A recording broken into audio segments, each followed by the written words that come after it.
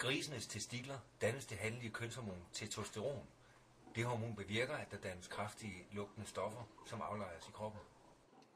Hos en del hangrise vil produktionen være så stor, at man ikke kan anvende slagtekroppen til fersk kød, fordi det udvikler en ubehagelig lugt af årene under opvarmning. Derfor kastreres hangrisene. Her anvendes en ergonomisk tang til kastrationen.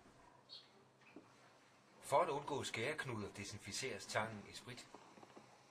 Kastration er et hårdt arbejde, og derfor er det vigtigt at sidde på en arbejdsvenlig måde, og man bør altid anvende høreværn. Man bør klippe hul på langs, og åbningerne bør ikke være større end nødvendigt for at undgå infektion. Testiklerne presses ud, og sædstrengen skæres over. Det er ulovligt at rive den over. Tangen desinficeres efter hver gris. Testiklerne dannes i fosterets bughule og vandrer normalt ned i pungen, inden grisen fødes.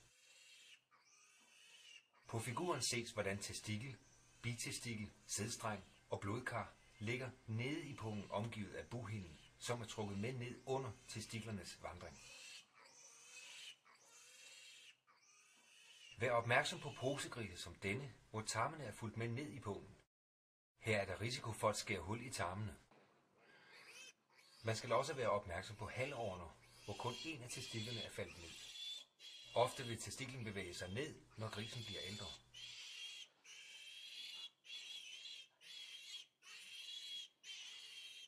Grisene sættes hurtigst muligt tilbage for at stresse dem mindst muligt. Kastration skal ske, når grisene er 2 til 7 dage gamle. Sker det senere, skal indgrebet udføres af en dyrlæge.